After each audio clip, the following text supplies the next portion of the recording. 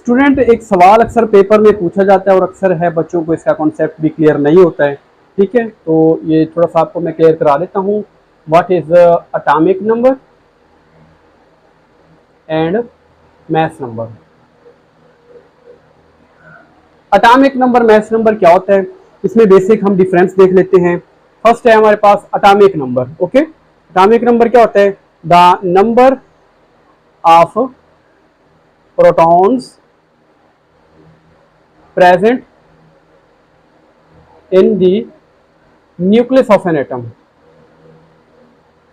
Okay, nucleus के अंदर proton के नंबर को हम कहते हैं एटॉमिक नंबर। लेकिन अगर हम बात करें the number of protons and neutrons present in the nucleus of an atom, that is called mass number. Okay, ये हम डिफरेंस देख रहे हैं। स्टूडेंट, एटॉमिक नंबर को रिप्रेजेंट किया जाता है letter Z. Atomic number is represented by symbol Z and mass number is represented by letter A. Okay,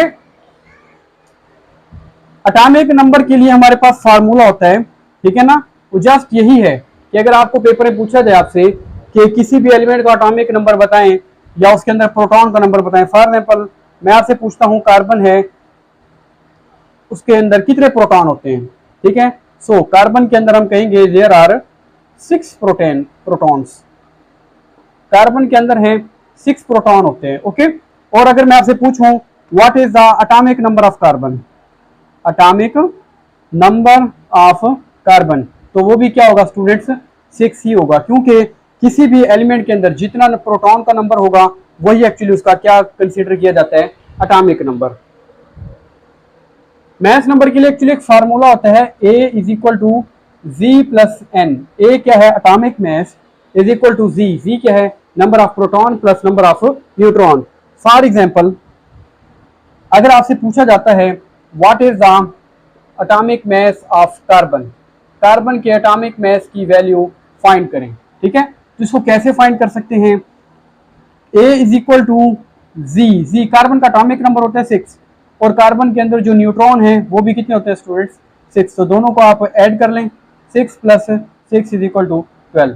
तो कार्बन का जो मास नंबर है वो 12 होता है। याद रखना है आपने, प्रोटॉन और न्यूट्रॉन को दोनों को जब ऐड कर देते हैं तो उसका एटॉमिक मास होता है वो। ओके,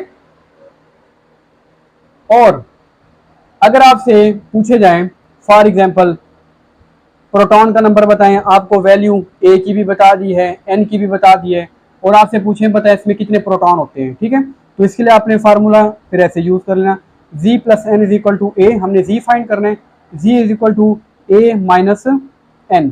तो इस तरीके से इस फार्मूले को यूज करके नंबर ऑफ प्रोटॉन है वो हम बता सकते हैं। ओके,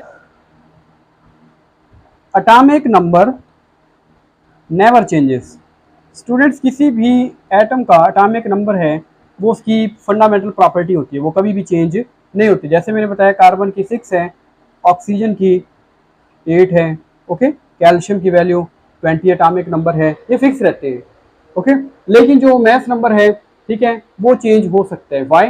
बिकॉज कुछ एलिमेंट उनके आइसोटोप होते हैं, उस बेस पे उसका डिफरेंट मास नंबर होता है। For because they have different number of neutrons.